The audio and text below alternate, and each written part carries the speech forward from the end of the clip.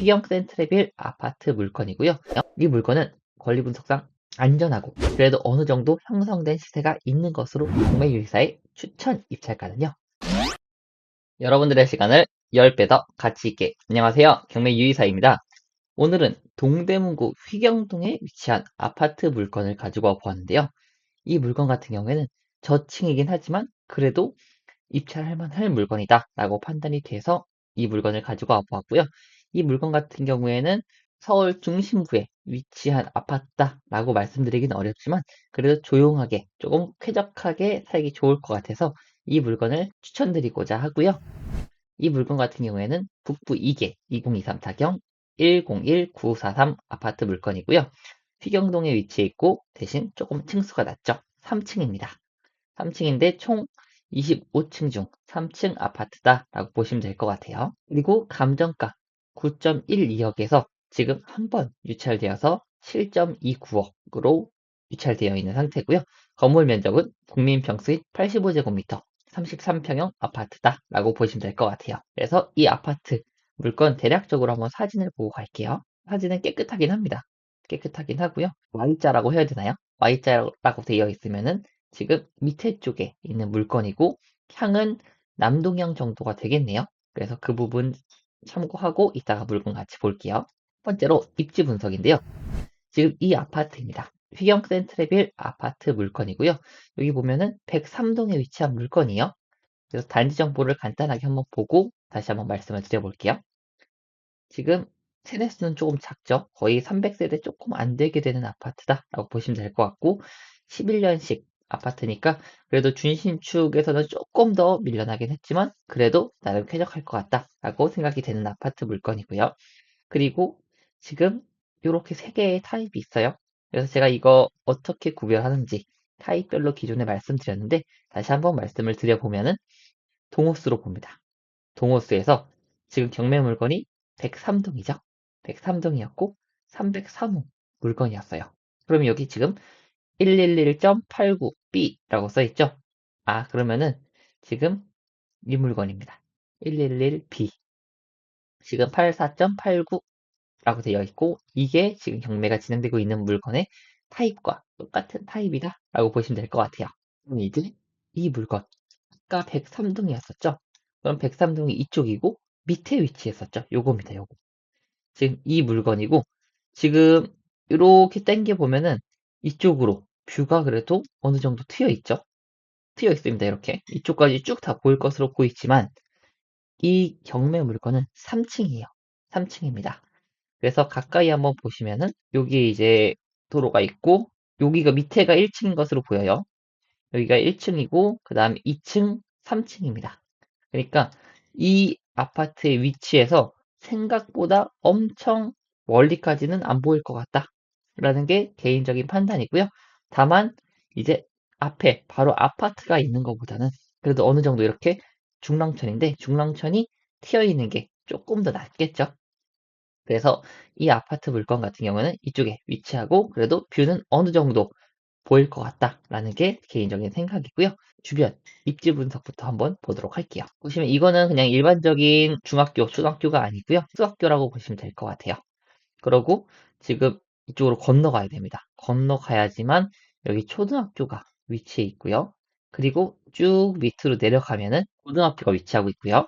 이쪽에 초등학교, 그리고 이쪽도 고등학교, 공업고등학교, 그 다음에 다시 중학교 위치하고 있죠. 그래서 이 아파트 위치에서 대략적으로 나왔을 때 도보권으로 한 7, 800m 정도면은 이동이 다 가능하겠다라고 판단이 되고 조금 거리가 있지만 여기 여자중학교나 고등학교도 다 위치하고 있습니다. 그래서 이쪽이 조금 더 이제 학군이 많지만 이쪽도 이제 충분히 조용하게 거주하고 그 다음에 도보권으로 초, 중, 고는 전부 다 이용할 수 있겠다라는 생각이 드는 아파트 물건이에요. 역도 그래도 나름대로 엄청 멀진 않습니다. 그래서 지금 여기 회기역이 인근에 있는데요. 이쪽으로 갔다고 가정을 했을 때 한 1km 정도 되네요. 그래서 완전 가깝지는 않지만 그래도 대중교통으로 여기서 아마 타고 이쪽까지 가겠죠? 그래서 이용할 수 있을 것 같다라는 생각이 들고요. 그리고 추가적으로 이제 마트를 보시면 주변에는 큰 마트는 없습니다. 그냥 일반적으로 동네 마트 정도가 위치하고 있는 것으로 확인이 돼요. 그리고 은행을 보시면은 이쪽 바로 맞은편 쪽에 새마을금고가 위치해 있고 그 이외에는 이쪽에 회기역 쪽으로 가는 쪽으로 해서 이제 은행들이 다수 포진되어 있습니다. 그리고 이쪽 바로 옆쪽에는 삼육 서울병원이 위치를 하고 있죠. 그래서 이제 보건대학교랑 같이 해가지고 대학병원이 운영이 되고 있습니다. 그리고 관공서를 보시면은 여기 바로 앞에 주민센터가 있네요. 그리고 이쪽도 맞은편에 주민센터가 위치해 있고요. 그리고 이쪽에 우체국도 위치를 하고 있는데 생각보다 여기서 여기까지 가는 게 조금 복잡하다고 해야 되나요? 그래도 도로를 건너야 되기 때문에 아무래도 조금 더 기피하는 경향은 있을 것으로 보여요. 하지만 우체국도 거리상으로는 그렇게 멀진 않다라고 확인이 되는 물건이에요. 그리고 이 밑에는 조금 거리가 있죠. 아예 중심지는 아니고 살짝 빗겨나간 쪽인데 그래도 조용하게 거주할 수 있을 것 같다라는 생각이 드는 물건이에요. 그래서 이제 두 번째로 시세를 한번 분석을 해보겠습니다. 시세를 보시면은 지금 호가부터 한번 볼게요. 호가는 지금 15층이 9억 정도에 나와 있죠. 그리고 주방만 비확장되고 다른 데는 다 확장이 돼 있는 것 같아요. 그리고 전망도 이제 중랑천이 다 보인다고 하죠. 그러면 경매 물건이랑 비슷한 쪽이 아닐까 싶긴 해요. 그러고 지금 그 다음에 나온 게 9.1억. 이거 같은 경우에는 다 지금 중층 이상이죠. 지금 경매 물건은 3층이에요. 그러고 이제 실제 실거래가를 한번 보시면은 이게 지금 경매 물건과 똑같은 타입이라고 아까 봤었죠. B타입이 똑같은 타입이고요. 23년 5월 달이 8.5억, 그리고 4월 달이 8.85억 이렇게 거래가 된 게 있고요. 그리고 23년 5월에 8.05억 2층 거래가 된 게 있고요. 그리고 10월 달에 9.1억 23층 거래된 게 있네요. 그래서 어, 이거 대략적으로 봤을 때 중층 이상부터는 8억 중반에서 9억 사이로 조금 거래가 되었다라고 확인이 되고요. 이 물건 같은 경우에는 3층이기 때문에 아까 2층짜리가 8억 5백 나왔었죠. 그래서 그 정도까지는 아닐 것 같고 지금 시세를 봤을 때는 한 8억 초반 정도, 8억 1000에서 8억 3000 사이 정도면은 거래가 되지 않을까라는 생각이 있어요. 그래서 그 기준점을 잡고 한번 이따가 추천 입찰가까지 모두 말씀드려 볼게요. 그럼 이제 등기부 등본 요약용으로 오늘도 한번 보도록 할게요. 여기 지금 보시면은 갑구에는 가압류랑 임의경매 개시결정 두 개지만 있죠. 그리고 을구에는 근저당권이 위치해 있고요. 그리고 근저당권 변경, 요거 지금 5-4라고 나와 있는 거는 부기등기라고 해요. 그래서 부기등기는 본등기를 따라가고요. 이게 본등기입니다. 그래서 본등기가 말소가 되면은 부기등기는 자동 말소가 된다라고 말씀을 드렸었고요. 그래서 이건 보지 않으셔도 되고 요거 5번이랑 8번만 보시면 될 것 같아요. 그러면은 우리 항상 말씀드리는 압류, 가압류, 저당권, 근저당권, 경매시 결정, 기입 등기, 담보가 등기, 전세권 이렇게 7가지가 이제 말소기준 권리 후보군이 된다라고 말씀을 드렸고 그렇기 때문에 이 후보군 중에서 가장 빨리 접수된 권리가 말소기준 권리가 된다라고 말씀을 드렸었고요. 그러면 지금 가장 빨리 접수된 권리가 1구의 5번 근저당권 16년도 9월 27일이 말소기준 권리가 되고 그 말소기준 권리를 포함해서 모든 권리가 다 사라진다. 즉 낙찰자가 인수할 권리는 없다라는 겁니다. 그리고 이번에는 매각 물건 명세서를 한번 보실게요. 이거 같은 경우에 지금 매각으로 소멸되지 아니하는 것이나 아니면 기타 문제가 있느냐라고 적혀 있는 칸에서 아무것도 없죠. 그러니까 안전한 거다라고 보시면 될 것 같고요. 다만 여기 임차인분이 계시네요. 그러면 이제 임차인의 전입신고 다음날 영신 대항력과 그 다음에 말소기준 권리를 비교해서 누가 더 빠른지 확인을 해보는 절차를 거쳐야 돼요. 아까 제가 등기부등본 봤었을 때 16년도 9월 27일 근저당권이 말소기준 권리라고 했고 그게 여기 최선순위 설정에 적혀 있어요. 그러면은 이거랑 이제 전입신고 다음날 영시를 비교해야 되는데 비교할 필요도 없이 지금 이거는 21년도 그리고 말소기준 권리는 16년도기 때문에 어차피 말소기준 권리가 더 빨라요.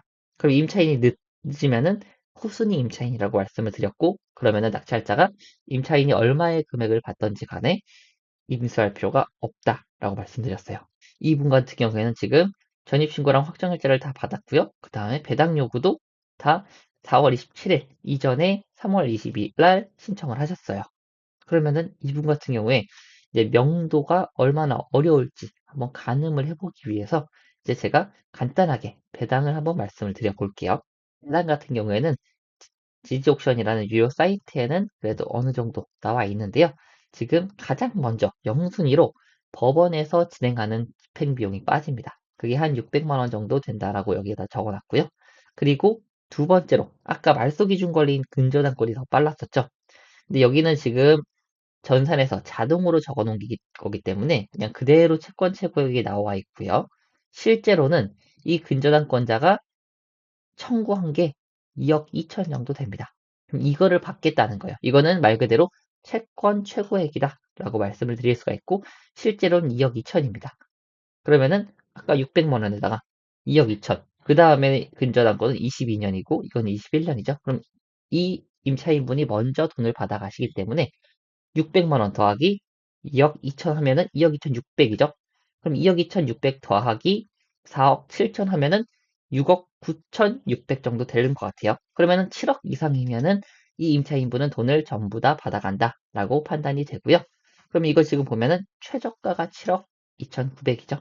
그렇기 때문에 얼마를 쓰든지 저 임차인분께서는 전부 다 돈을 받아가실 거고 명도가 상대적으로는 수월하겠다라고 생각해 보시면 될 것 같아요. 마지막으로 경매 유의사의 추천 입찰가는요. 요약해서 말씀드려보면은 이 물건은 권리 분석상 안전하고 시세 파악만 잘하면 되는 물건이에요. 그래서 이 물건 같은 경우에 지금 거래가 엄청 자주 일어나진 않지만 그래도 어느 정도 형성된 시세가 있는 것으로 보입니다. 그렇기 때문에 이 물건 같은 경우에는 고층이 아니라 저층이기 때문에 대략적으로 8억 초반 정도가 시세라고 생각이 되는 물건이에요. 그래서 경매유리사의 추천 입찰가는요. 7억 5천 정도입니다. 7억 5천에서 뭐 전이나 후나 해서 내외 정도로 인근에서 비슷하게 적어주시면은 그래도 안전하게 입찰이 가능할 거다라고 생각이 되고요. 이 물건 같은 경우에는 실거주자분에게도 추천을 드리고 그리고 가격대가 조금 있지만 이제 장기 투자나 아니면은 매매 사업자로 진행하실 분들도 이제 입찰이 가능하신 물건이다라고 확인이 됩니다. 그래서 이 물건 같은 경우에 관심 있으시면은 1월 16일에 진행이 되니까 도전해 보시는 것도 좋을 것 같습니다. 그래서 오늘 내용도 좋으셨다면 좋아요, 구독 같이 부탁드릴게요. 감사합니다.